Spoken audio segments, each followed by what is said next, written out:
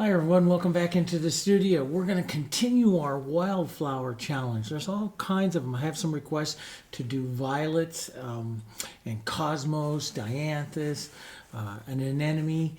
So we'll be doing a lot of them, I think, in the next few weeks. I'm going to do one that just has some just pretty colorful wildflowers, putting them all together. Also, I get some questions and stuff. These are some of the latest landscapes. So we do a lot of landscapes. This is the one landscape challenge that's run it, and I just uploaded here just a few days ago into up onto our YouTube channel and up into Jansen Art Online. If you want to go over there and paint that one, that's a great one to try. And this is one of our online classes. The other thing that I had a question for was that portrait that you see right back, her that you see back there.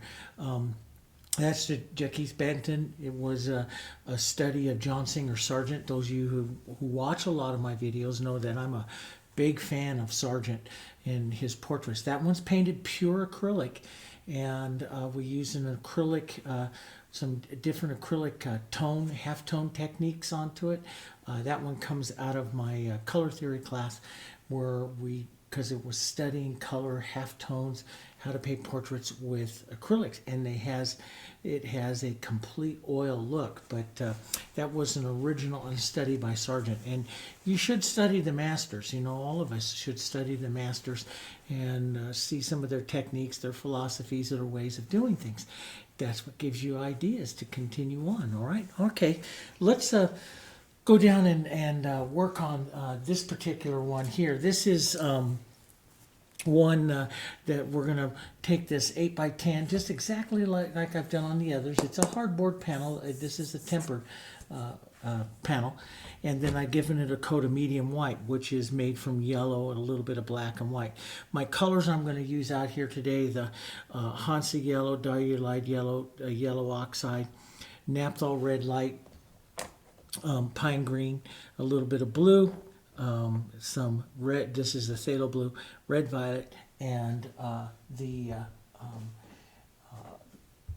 quinacridone violet. Boy, that just kind of like went right out of my brain there for a second. And what I'm going to do is just come in and put in some background coloring here. I love to put the blues, especially we're going to do these little white, yellow and violet wildflowers, and I love the contrast that comes from a blue back behind it.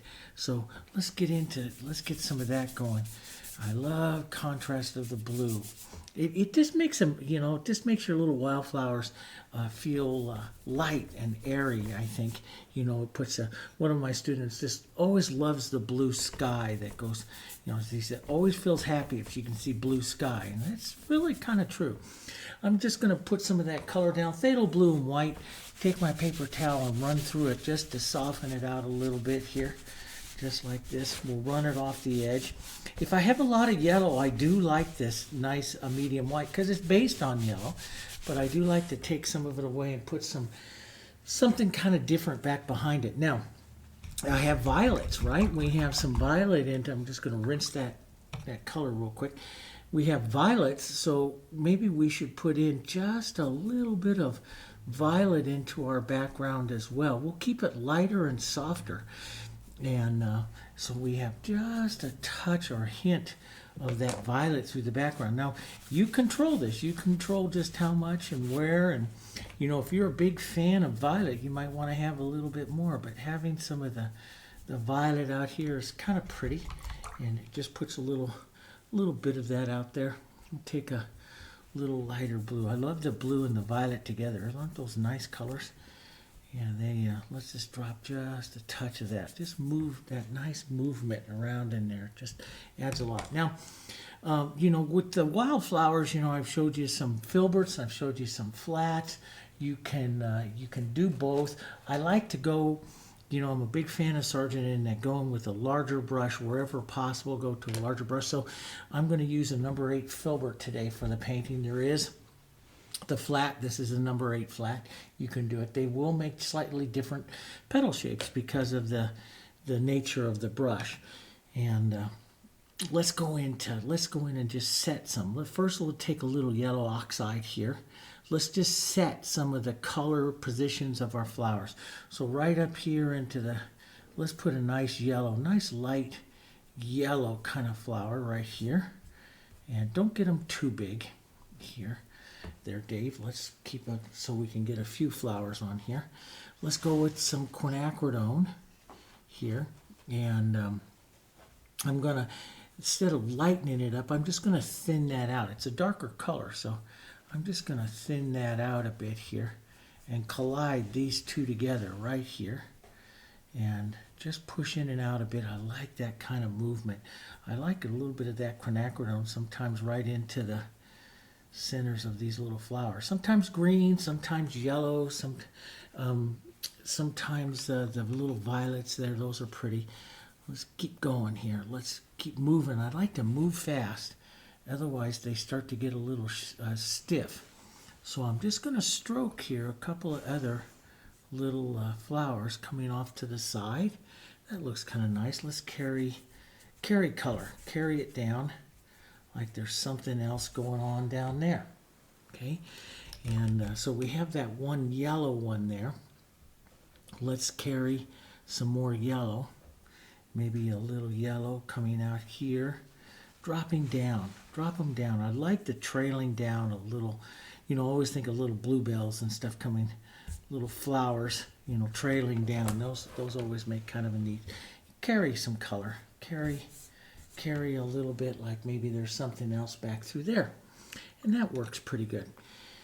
Now let's go with our pine green. I like to darken and cool it. And normally I have a lot of burnt sienna out here with that pine green.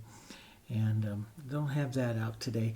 We'll cool it first with a little bit of the quinacridone here. And let's just make a little calyx, a little place for the stems to kind of join in. We'll keep them, sometimes keep your flowers kind of open. Here, let's put a little contrast of, maybe that's a little stem or a little area there. You know, we don't always, I use this is a technique I call negative painting. Sometimes I do it right in the beginning like this to get a different feel for it, because it gives you a different feeling for it. Sometimes I do it at the end of the painting. Here I'm just going to do a little sketching with it and set up a little different feeling for the painting. Let's put a few little stems on, just to chisel. Okay. It's kind of fun. You keep your whole feeling just really light and airy, and that works out kind of fun. Let's go into a bit of the darker red violet in that quinacridone, and we'll set up some darker color right here into the center of this little guy. Here, some darker color, maybe a little more dark right into our yellow one. We got a lot to paint on there, but we'll set up just a bit more of that dark. I like the contrasting of the dark strokes. So if I'm not going to paint a full like inside of a little blossom like that, I'll put some dark contrast out there. And see, that just contrast looks really great up against that bluish kind of background there. But let's keep going. Let's get right down here. Let's lighten this up. We can warm it. You can warm the color with a tiny bit of your naphthol red light. That just is a beautiful, warm kind of a pink color. But before I go do that, let's do something a little different. Let's come in and let's just pull some of this other kind of quinacridone and light right out like this here, right out of there. And push some different color. So I have some streaking through, which I like. I don't want to lose all of that. That's just nice, casual, beautiful casual color. So I don't want to lose all that. I just want to carry some of this around. And let's take some of that, before we go to our lights, let's just add some of these little cooler, kind of pretty colors in here. And boy, I used to be just such, back in the 80s and 90s, I was such a toned painter, such an earth painter. I studied so much of the Dutch and styles, and And I mean, those of you that painted way back then with me knew that raw umber was my friend. I painted everything with raw umber starting out.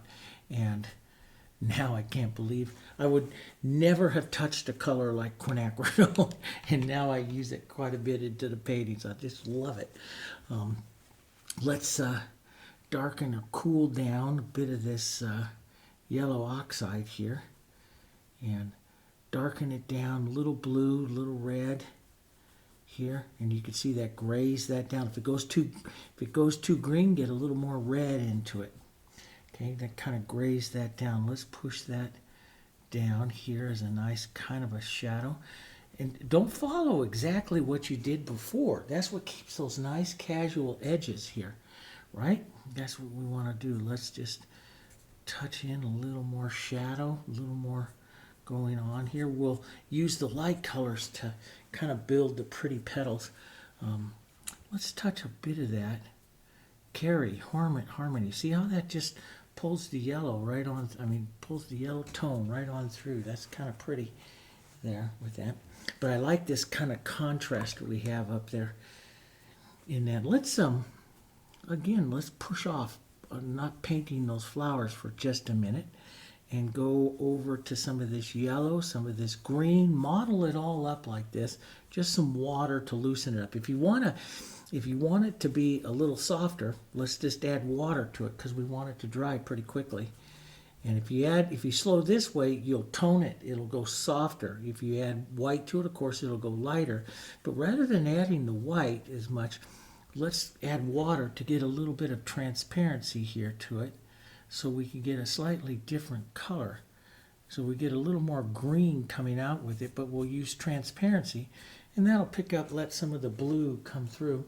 We'll add just a few little color, like little leaves and marks. You know me, I call this the little brush dance. I like to just dance the colors out here and push them out.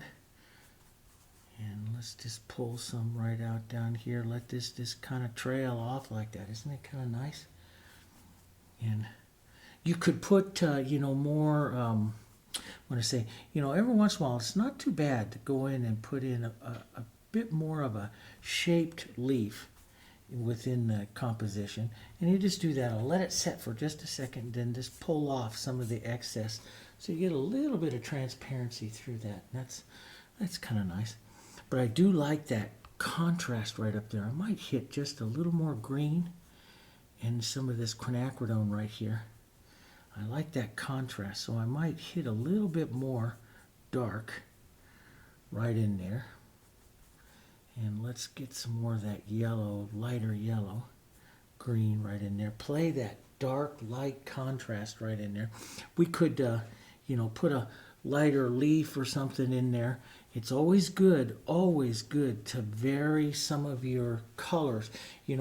I had a problem for years was that I would always make my leaves in any of my flower compositions, always make my leaves about the same color. So now I'm a big advocate of making sure that your leaves have a slightly different tone to them. Now you can use a dark here and just give out a little bit of a leaf vein line.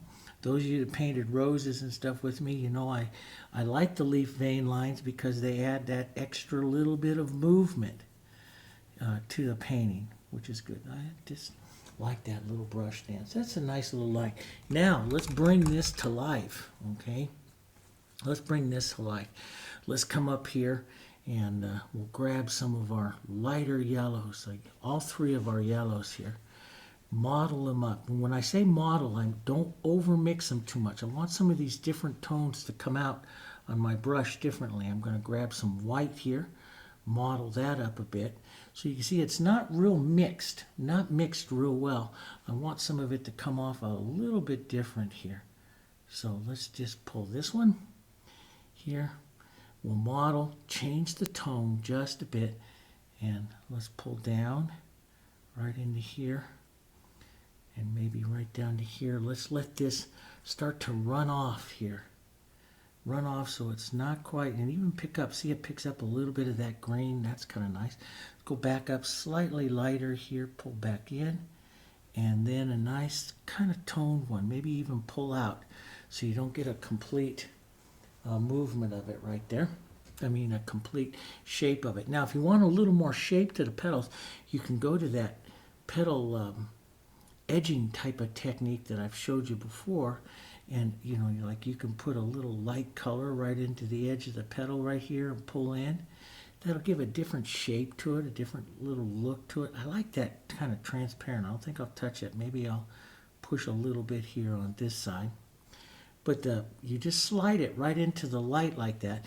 And you can use that to draw out and to give a little more contrast or a little more edge or something like that if you want to some of your petals, or a little more light. Let's put a bit of an edge right there, so it's right on the corner, and you just lean right over onto the corner and you draw it just like you were drawing with a pencil. Just slide right onto the chisel there, and it makes a nice clean little edge there for your petal. We can push a little bit of that coming out. That's kind of pretty, like that. And then we'll put some lighter petals. Let's go back, model some of our lights, some of these yellows, a little bit of this lighter color here, and let's just pull in a few, like these are little blossoms here, pulling down real quick. We're going to do this painting really quick here. Pull it out like this is another little guy right there, like that, a little blossom. You know, and it's you have to decide just how much contrast. I'm going to darken this one down at the bottom so it's not quite as much as the others there, so you can see the light kind of falling down a bit. This could have a touch more light to it, a little bit more, maybe a lighter one, but it pulls away from the center if I get it too light. So, but maybe a little bit more light right here onto this front part there, like that. That's kind of a fun little, they're fun little stroke flowers like this. And I'll get some of that yellow out of my brush, just rinse that out real quick. Let's go back to this lighter quinacridone. And if you want to warm it up, boy, a little bit of this yellow oxide in it is a pretty color. See that kind of peachy color comes out of there? That's real pretty. I don't want to get too much there. We'll put some light into this. Now, as I add the light, I don't want to mix it too much because I want some of these to come out in streaks. A nice light petal here coming out in a little bit of streaking here. There's some there. And some petals coming, some colors coming in there. Not quite as light. I'll leave that nice light one there. And let's just drop some in, maybe a bit of an angled kind of petal coming in this way. So it looks like this sits back behind there. Now I want to separate those just a bit, so I'll take a little darker color, push that in, and I'm just going to push in and out a bit here. Push that rather than stroke it. I'll push some of that color in and out like that, and so you get a little bit more of a mottled surface here. Let's take some of that yellow and some of those violets and do that into the center of this one. See, it's kind of a pretty little color. Sets that other tone in there. And let's set a little bit more red violet in that. Maybe right out there like that. So you get, but I do like that kind of a golden kind of color there. A little bit of it around. There's kind of pretty little flowers, see? And fun. You could add more light. You know, a nice light little blossom might be kind of pretty. Well, we could push a little light right here. Let's push a little light right into this one here. Like this is a little turned one right there. That's kind of pretty. Kind of turns the composition here. Push a little more light. So you see, you can, if you get a little bit more light, like even if we put it on this kind of yellow one here, it'll make the composition feel a little bit lighter, airier. Okay, so maybe just a touch more light here will make it a little more airier. Here we go. See, it feels more airy. That's what whites, do in your paintings really nice. You can do that. I'm going to redefine my darks right here again. I really like that. I do like negative painting. Come back in, set some of that. Nice little contrast there. But it would be kind of pretty to have a lighter yellow green, just like that Hansa and stuff, coming out here like this, maybe a stroke or two back like that. That's kind of pretty. Play, this is what I always tell my students. I mean, have some fun. Set yourself a time limit so you don't play like too much, but you go in and just try some things. It's just, it's a small little painting and a little bit of paint. That's what I tell everybody. I put out just a tiny drop of paint here, and I could probably paint 10 of these little paintings, which is, some days I'll sit down and do that. I'll do quite a few of them. Little guys like this that I just so enjoy. Fun little things. And, they try all kinds of things. They're fun. Let's put a little red violet right in the center. That gives you a nice, contrast. Let's do that over here. This little red violet. We'll just lightly tap in some yellow centers, I think. But this will give us a nice contrast here. Okay. And let's come back in. Little yellow oxide, little Hansa yellow. Love that. Put that into the tip of our little filbert here. And just tap in some light here. Maybe hit it with your finger a bit to kind of blur that edge here. And we'll tap in some light coming around like a little wildflower here. Coming around. Right around like that. That's kind of neat. Maybe a little heavier right there in the center. Right there. Gives you a different little center. Let's touch into a little light. I always like to do at least another tone, especially if I have a light side and a shadow side to the flower. I like to give that light, that essence of that light side and shadow side to the center as well. That makes it a little bit more harmony. A little bit better. So we'll push that in there. And we'll put a nice little light side right here, maybe out just a bit to light. That just lightens up, gives a little contrast. And when you get that nice light little mark out there, a little dot, just kind of contrasting against that dark, that really adds. Now, if you get too much, all you have to do is take a little bit of your violet, and I do like to do this. Those of you that study a lot with me, I always say overpaint and then take out. That's one reason. That's where I think you get the prettiest looks. So I overpainted a little bit, and I'll just take out with a little bit of my original dark violet. And I think that extra little step just adds so much more interest to your centers. So light, fun little guys here. Now you could, me, I like to streak, I like to streak lighter stuff, and I don't want to do it like on every painting, but boy, it really is fun on a little painting like this to come back and streak, because that just adds a little more to the background here. So, add those extra little streaks right in there, collide right up into your flowers too. I didn't do too much to those flowers back there. I might just lightly hit a couple of lights, but they're not too bad with the darks, but I might hit them just to say we did it with a little bit of light, maybe warm it just a touch with some yellow here. And don't over mix it, Dave. Just I tap it more than anything else, so I don't mix too much. And let's just put on some, there we go, like these are